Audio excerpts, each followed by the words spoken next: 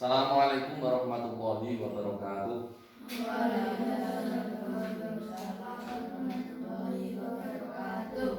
Alhamdulillah, pada kesempatan pagi hari ini kita bisa bertemu kembali, bertatap muka kembali dalam rangka pembelajaran pada materi IG.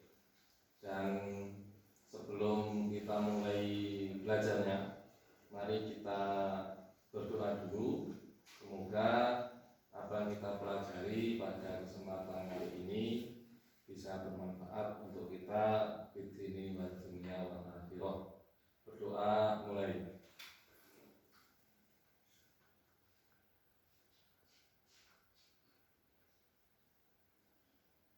Amin, amin ya rabbal alamin. Dan sebelum kita mulai, ini saya absen dulu. Barangkali nanti ada yang nggak hadir, kayaknya ada semua ya. Muhammad Rifki Armadani, Seta Elang Mandiri, Nanda Eka Saputra, Ridho Ahmad Putra, Bio Aditya Prabowo ini. Oh, Pratama. Salsa Bella, Nesya Amanda, Alfia, Alfi Nafisa, Taksin Wafika, Maulida, Risma Yuna, Alvina, Natasha. Alhamdulillah hadir semua. Jadi semangat untuk melaksanakan pembelajaran, semangat untuk belajar yang pasti nantinya akan berdampak pada kehidupan kita yang akan datang. Oke, pada kesempatan kali ini kita akan mempelajari tentang toharo. Apa sih toharo itu? Dan kira-kira kenapa kita harus toharo? Di sini Bapak sudah membuatkan slide untuk mempermudah pelajaran kita. Silakan dilihat di papan, di slide. Bapak akan menjelaskan tentang toharo. Sebelum masuk pada materi, kira-kira ada yang sudah pernah mendengar atau sudah pernah belajar tentang toharo atau bersuci? Mungkin di SD-nya dulu atau di TK-nya dulu atau di MI-nya dulu. Belum? Oke. Kalau belum, di sini saya akan menjelaskan tentang toharo. Apa sih toharo itu? Dan definisi toharo, pembagian toharo serta hadas dan najis. Nah, ada empat sub pokok bahasan yang akan kita pelajari bersama pada kesempatan kali ini. Menurut bahasa toharo adalah bersih atau bersuci. Bersih atau bersuci itu secara bahasa. Jadi toharo itu adalah bahasa Arab. Artinya adalah bersih atau bersuci. Menurut istilah, melenyapkan sesuatu yang ada di tubuh, pakaian, dan tempat yang menjadi hambatan bagi pelaksanaan sholat dan ibadah lainnya menurut tuntunan syariat Islam. Ini menurut istilah. Jadi yang namanya toharo itu adalah bagaimana kita mensucikan badan kita, mensucikan pakaian kita, dan mensucikan tempat kita untuk beribadah. Nah, bagaimana cara mensucikannya nanti akan kita bahas di slide selanjutnya. Nah, terkait dengan dalil tentang toharo, coba ini perwakilan putra salah satu, silakan dibaca dalil tentang toharo. Ya, silakan. Dalilnya dibaca. Yang ini, yang atas. Al-Baqarah ayat 22. Yang ini, yang atas. Silakan dibaca. Bismillahirrahmanirrahim. Innallaha yuhibbu Tawwabina wa yuhibbu mutatahhirin. Ini adalah dalil tentang thaharah yang ada di Quran surat Al-Baqarah ayat 222, yang artinya sesungguhnya Allah mencintai orang-orang yang bertaubat dan orang-orang yang menyucikan diri. Jadi Allah itu suka atau senang kepada orang yang dalam keadaan suci, resian. Resian berarti orang koproh. Karena apa? Bersuci itu adalah sebagian dari iman. Bersih itu adalah sebagian dari iman. Yang kedua, dalil yang kedua adalah hadis Nabi. Coba Zahra dibaca. Bismillahirrahmanirrahim. La yaqbalullahu salatan bighairi tahura. Artinya Allah tidak menerima salat seseorang yang tidak dalam keadaan suci. Yang dalil yang kedua adalah hadis Nabi. La yaqbalullahu salatan bighairi tahura. Allah tidak menerima salat seseorang yang tidak dalam keadaan suci. Suci apa? Yang atas tadi, suci tubuhnya, suci pakaiannya, suci tempatnya. Makanya karena kita umat Islam, kita orang Muslim, maka wajib bagi kita untuk melaksanakan ibadah. Salah satu syaratnya melaksanakan ibadah adalah bersuci atau thaharah. Lanjut. Setelah kita mengetahui pengertian dan dalilnya, barulah bagian yang kedua adalah pembagian thaharah. Jadi thaharah itu dibagi menjadi dua. Yang pertama adalah thaharah batin atau batinnya. Yang kedua adalah thaharah lahir atau lahiriah. Apa maksud dari thaharah batinnya? Thaharah batinnya adalah membersihkan diri dari berbagai macam kemusyrikan dan kemaksiatan. Contohnya menguatkan tauhid dan beramal soleh. Jadi thaharah batin itu ya zikir, menyantuni anak yatim, kemudian berteman dengan orang-orang yang soleh, kemudian bersedekah, itu batin. Jadi bersuci secara batin. Yang kedua, bersuci secara lahir adalah bersuci dari kotoran, hadas dan najis. Kalau batin kita sudah bersih dengan cara membaca Al-Quran, berzikir, bersedekah dan lain sebagainya. Kemudian secara lahir artinya adalah sing ketok, yang kelihatan, bersuci dari kotoran, hadas dan najis. Contohnya apa? Ya berwudu, kemudian mandi atau tayamum, kemudian membersihkan najis dari pakaian, ubah-ubah, cuci baju, kemudian membersihkan badan, mandi, dan tempat sholat. Ya tempat sholatnya dipel, kemudian sajadahnya dicuci dan lain sebagainya. Jadi thaharah lahiriah itu adalah yang kelihatan mata, itu harus suci.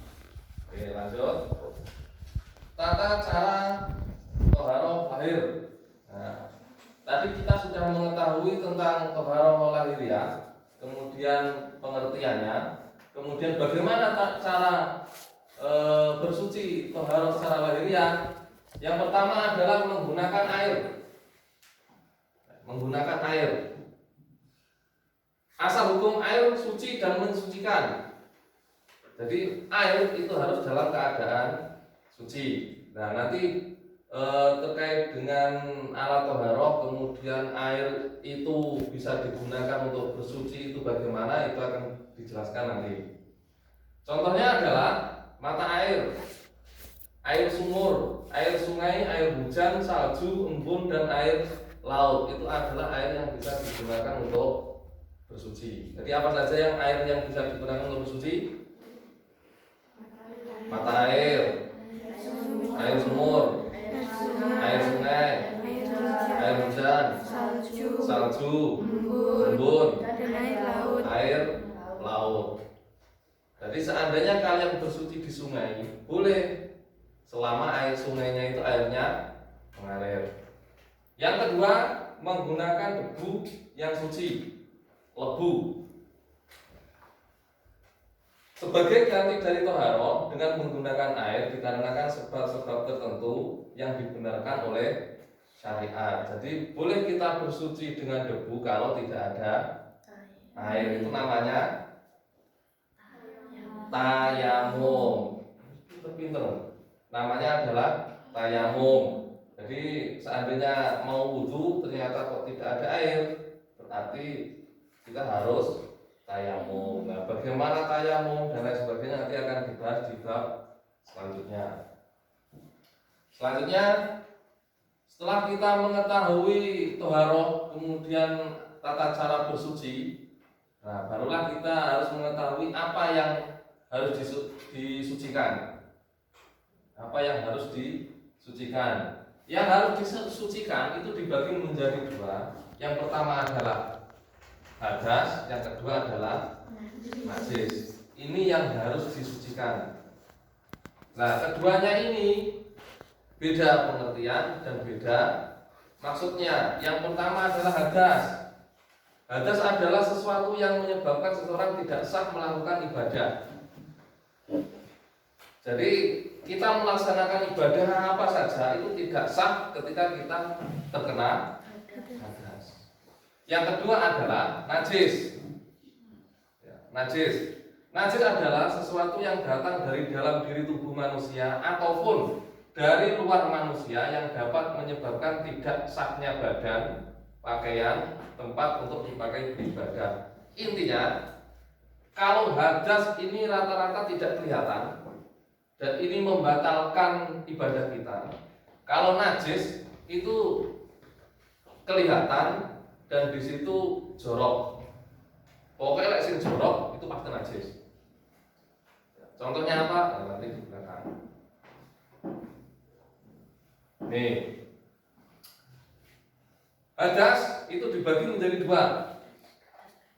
Yang pertama adalah hadas kecil, yang kedua adalah hadas besar. Hadas kecil itu adalah sesuatu yang dapat membatalkan wudhu.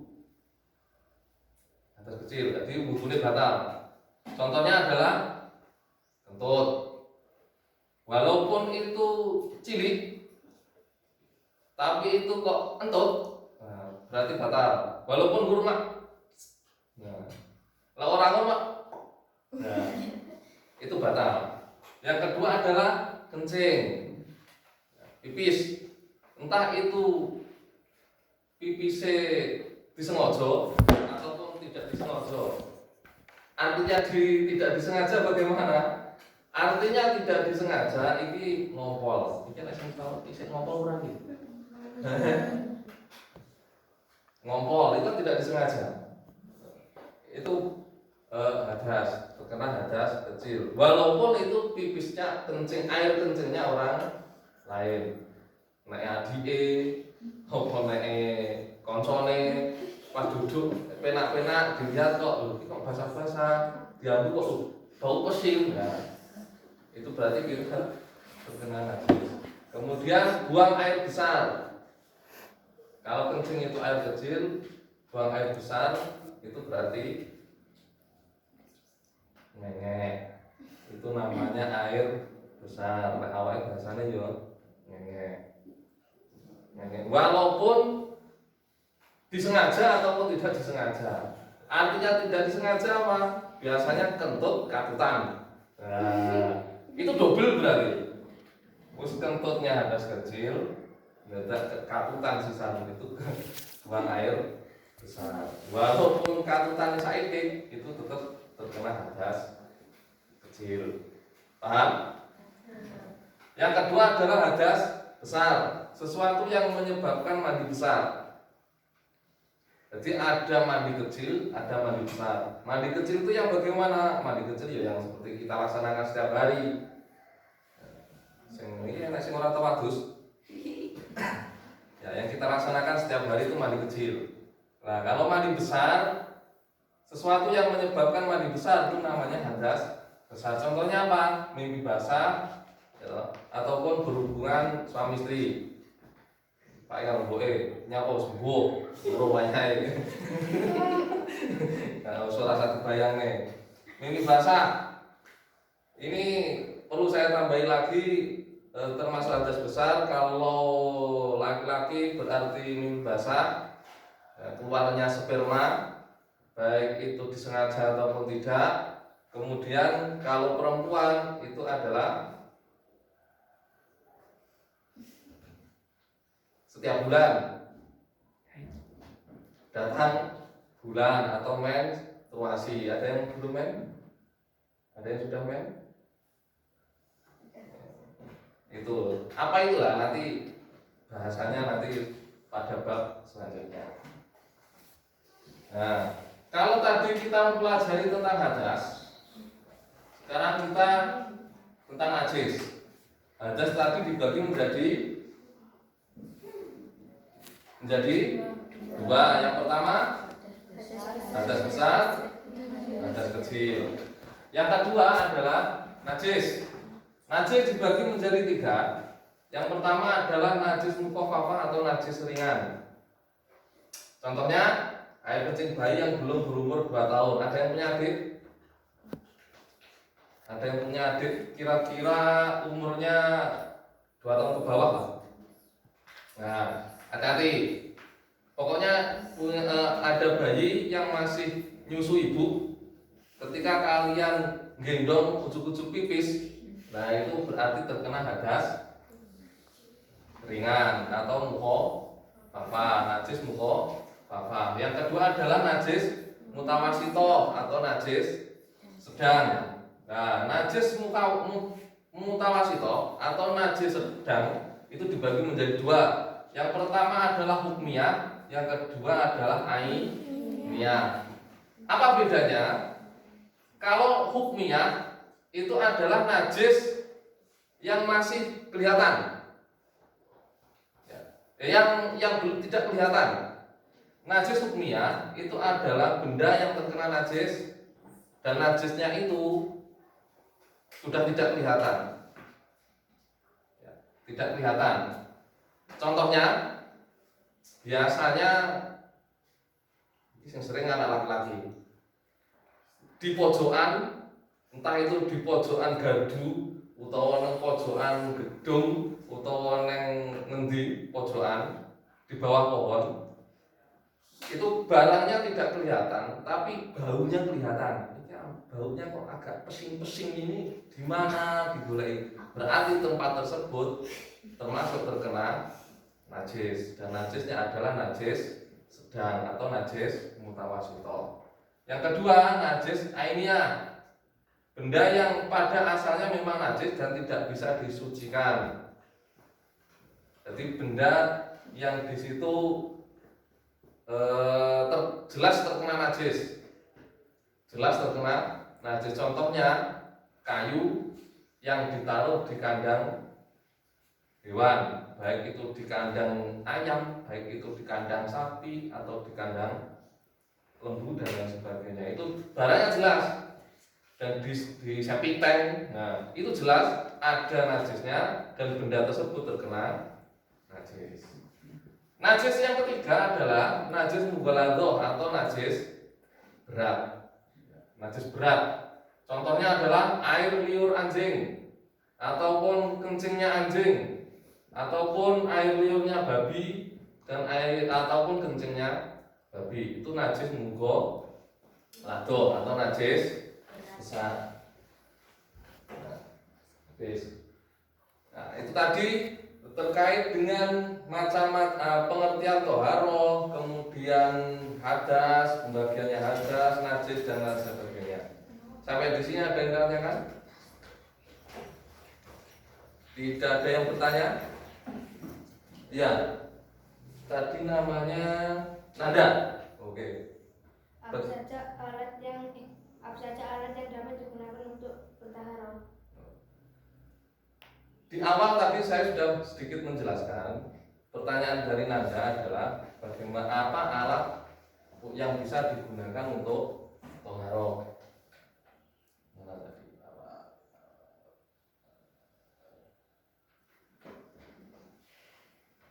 Nah, sedikit saya singgung tadi, yang bisa digunakan untuk toharoh itu yang pertama adalah air, yang kedua adalah debu. Selain itu ada nggak? Ada batu, tisu, kertas, itu bisa kita gunakan untuk bersuci selama benda-benda tersebut suci. Paham? Ada lagi? Ya, Pak. Eh. Cara mensucikan najis airnya bagaimana, Pak? Dari pertanyaan dari Tahsin Wafika Az-Zahra, pertanyaannya adalah bagaimana tadi, bisa diulangi? Cara mensucikan najis airnya. Cara mensucikan najis ainiyah.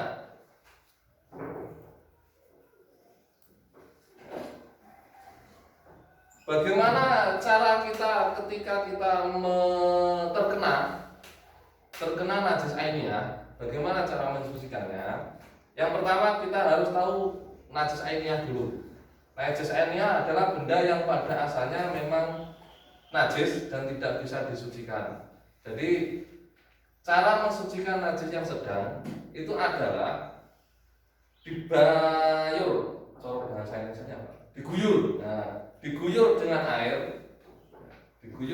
air, kemudian digosok sampai aromanya itu hilang, bendanya itu juga hilang, najisnya itu juga hilang. Itu cara mensucikan najis sedang ainiyah. Paham? Ada lagi yang tanyakan? Bagaimana cara mensucikan pakaian yang terkena air liur anjing? Air liur anjing najis mughaladzah, ya kan?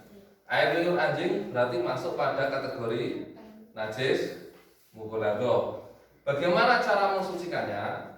Cara mensucikannya adalah dibasuh sebanyak 7 kali. Yang 1 kali menggunakan debu ataupun menggunakan pasir. Yang di situ debu atau pasirnya itu dalam keadaan suci. Itu adalah bagaimana cara kita menghilangkan najis mughaladzah. Sampai di sini ada yang tanyakan? Tidak ada? Kalau tidak ada, untuk pendalaman materi toharoh pada kali ini saya buatkan 3 kelompok. Nanti silakan didiskusikan. Untuk yang bagian utara ini kelompok 1, tengah kelompok 2, dan paling selatan kelompok 3. Jadi kelompok 1, kelompok 2, kelompok 3. Silakan dibuka bukunya. Di situ ada di halaman 4.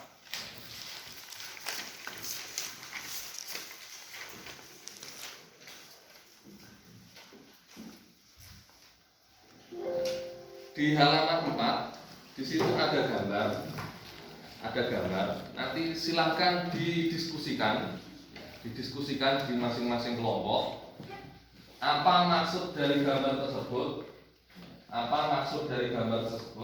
Yang pertama adalah gambar batu. Itu maksudnya apa? Yang kedua adalah gambar air sungai. Maksudnya apa? Yang ketiga adalah gambar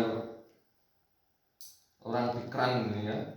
Itu maksudnya apa? Yang keempat adalah gambar sumur. Itu maksudnya apa? Nah itu silakan nanti didiskusikan di masing-masing kelompok. Kemudian di situ ada tanggapan. Silakan nanti ditanggapi. Kemudian silakan membuat 4 pertanyaan. Nah, nanti akan dijawab silang. Jadi kelompok 1 nanti menjawab pertanyaan kelompok 3, kelompok 3 menjawab pertanyaannya kelompok 2, kelompok 2 menjawab pertanyaannya kelompok 1. Dan nanti silang. Itu tugasnya, silahkan nanti dikerjakan di rumah ataupun di luar. Nanti setelah selesai melaksanakan tugas, nanti kita dipresentasikan di masing-masing kelompok. Kemudian nanti kelompok tersebut menyampaikan pertanyaan yang akan dijawab oleh kelompok lain. Itu tugas yang pertama. Kemudian untuk tugas yang kedua, silakan dibuka halaman 10 dan 11. Ada halaman 10 dan 11. Nanti silakan dikerjakan di rumahnya masing-masing, dan minggu depan kita bahas bersama.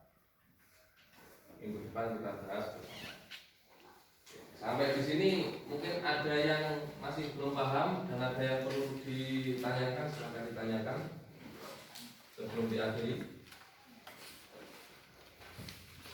Sudah cukup? Kalau sudah cukup, sementara pertemuan kita pada kali ini sampai di sini. Harapannya adalah setelah kalian mempelajari toharoh untuk bersuci, ini nanti selanjutnya kalian bisa memahami dan bisa mempraktekkan di rumahnya masing-masing. Manfaatnya sangat besar sekali, karena toharoh ini adalah langkah awal ataupun fondasi kita untuk melaksanakan ibadah sehari-hari. Jadi sholat kita, baca Al-Quran kita, ibadah kita tidak akan sah ketika kita tidak dalam keadaan suci. Sampai untuk sementara kita akhiri dulu pembelajaran kita pada KD1, yaitu toharoh, dan mari kita tutup dengan bacaan kafaratul majelis. Bismillahirrahmanirrahim. Subhanakallahumma wa bihamdika asyhadu an la ilaha illa anta astaghfiruka wa atubu ilaik. Ada kurang lebihnya mohon maaf. Tetap semangat dalam belajar dan sampai berjumpa lagi di lain kesempatan. Terima kasih. Assalamualaikum warahmatullahi wabarakatuh.